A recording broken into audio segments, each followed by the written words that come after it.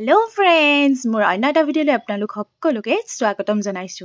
মোৰ আগৰ ভিডিঅ'টো যিসকলে চাইছিল তেওঁলোকে নিশ্চয় জানে মই শিৱসাগৰলৈ আহিছো বুলি। শিৱসাগৰ নাজিৰা মন্দিৰৰ পৰা মই এতিয়া যাবলৈ ওলাইছো কাৰেংঘৰলৈ বুলি। কাৰেংঘৰটো বেছি দূৰত অৱস্থিত নহয় বাবে তালৈ যাবলৈ ওলাইছো আৰু আপোনালোকক ভিডিঅ'টোৰ মাজেৰে কাৰেংঘৰৰ কিছু নজনা কথা জনাবলৈ চেষ্টা কৰিম যিমানখিনি পাৰো।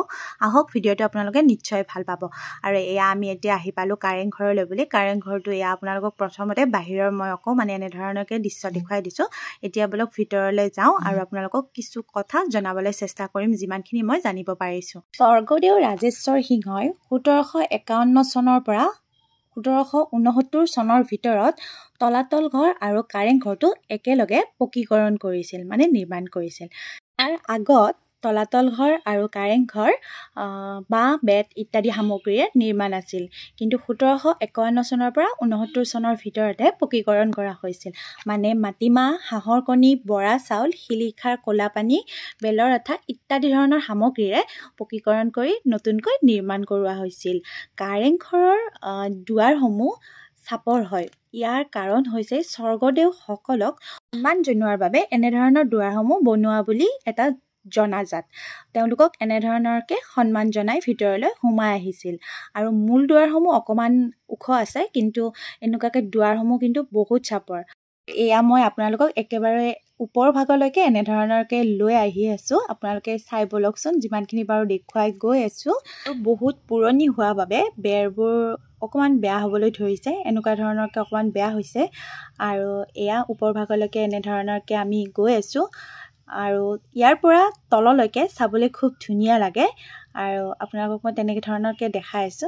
এয়া ওপৰৰ ভাগত এনেকুৱাকে আছে আৰু তলৰ ভিউটো আপোনালোকক অকণমান দেখাই দিছো। কিমান ধুনীয়া লাগিছে দেখিছেনে? খুব ধুনীয়া। সকলোৱে আহিব, চাবলগীয়া ঠাই যিহেতু সকলোৱে আহিব, ধুনীয়াকৈ চাব ইয়াতে। আৰু এতিয়া মই দেখাই আছো আপোনালোকক, চাওকচোন। আৰু এইটো ফালেৰে ওপৰলৈ একেবাৰে টপ ফ্ল'ৰলৈ যাব পাৰি, কিন্তু ইয়াৰ পৰা নো এণ্ট্ৰি দিয়া আছে। ইয়াৰ ওপৰত যোৱাত বাধা আছে, যাবলৈ নিদিয়ে। এইটো ফ্ল'ৰতে লাষ্ট, ইয়ালৈকে আহিব পাৰিব যোনে আহে, যোনে চাব বিচাৰে। তাৰ ওপৰত যোৱাৰ বাধা আছে, গতিকে তাৰ ওপৰৰ ফালে আমি যাবলৈ নোৱাৰিলোঁ। আৰু এতিয়া তলৰ ফালে আহিলোঁ। আৰু এই চিৰিবোৰ যিবোৰ আছে, কাৰেংঘৰৰ চিৰিবোৰ সাধাৰণতে আমাৰ ঘৰবোৰত থকা ধৰণৰ নহয়। ইয়াৰ চিৰিবোৰ বহুত মানে থিয় ধৰণৰ হয় আৰু ধৰিবলৈ মানে কোনো সুবিধা নাই। সেইবাবে ইয়াত চিৰিবোৰত উঠোতে বা নামোতে বহুত অসুবিধা হয়। ধৰিবলৈ কোনো ব্যৱস্থা নাই আৰু অকণমান অসুবিধাৰ সৃষ্টি হয়, কিন্তু ধুনীয়াকৈ আহিব পাৰিব সকলোৱে। আৰু মোৰ যিহেতু অকণমান বেছিকৈ ভাগৰ লাগি আছিল, নামোতে বা উঠোতে অকণমান বেছিয়ে কষ্ট অনুভৱ হৈছে। গতিকে আপোনালোকক দেখাই আছোঁ বাৰু কেনেধৰণে আহিছোঁ। আৰু ভিতৰৰ ভাগবোৰত খুব আন্ধাৰ, দেখিবলৈ খুব আন্ধাৰ। দেখিছেনে ইয়াৰ দুৱাৰসমূহ, মানে মূল দুৱাৰসমূহ কিমান চাপৰ আছিলে।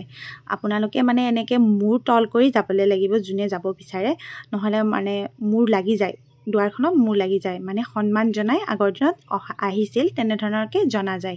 আৰু এই দেখিছে নহয়, এইবোৰ যে ডিজাইনবোৰ কৰা আছে এনেকুৱা ধৰণৰ, তাত হেনো চাকি জ্বলোৱা হৈছিল আগৰ দিনত। যিহেতু ৰুমবোৰ বহুত আন্ধাৰ আছিলে, তাত চাকি জ্বলাই ৰুমবোৰ পোহৰ কৰি থোৱা হৈছিল। আৰু এয়া হৈছে পিছফালৰ ভাগটো, পিছফালৰ ভাগৰ ফালে আহিছিলোঁ এয়া। আৰু এই টাৰ্নেলটো এইফালৰ পৰা আছিলে, এনেধৰণেৰে এতিয়া টাৰ্নেলটো মাৰি দিয়া হৈছে। দেখিবলৈ নোৱাৰি বা দেখিব পোৱা নাই আমি, কিন্তু এইখিনিতে আছিল বুলি শুনিছোঁ। তেনেধৰণৰকৈ টাৰ্নেলটো এতিয়া মাৰি দিয়া হৈছে। আৰু এয়া হৈছে পিছফালৰ ভাগটো, এনেধৰণৰ দেখিবলৈ পিছফালে। আৰু খুব ধুনীয়া ধুনীয়া ফুল ফুলি আছে তাত, খুব ধুনীয়া পৰিৱেশ চাবলগীয়া। আৰু বাহিৰলৈ ওলাই আহি এতিয়া মই আপোনালোকক সম্পূৰ্ণ কাৰেংঘৰটো এনেধৰণে দেখুৱাইছোঁ। চাওকচোন, দেখিবলৈ কিমান যে ধুনীয়া, চাবলগীয়া, খুব ভাল লগা পৰিৱেশ এটা। আৰু ভাল লাগিল আহি।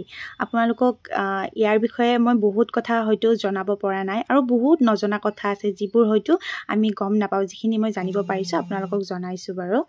আৰু ইয়ালৈ আহিবলৈ গেটতে এটা টিকট কাটিবলগীয়া হয়। টিকটটো কাটি ইয়াৰ ভিতৰলৈ আপোনালোকে এনেদৰে সোমাই আহিব পাৰিব।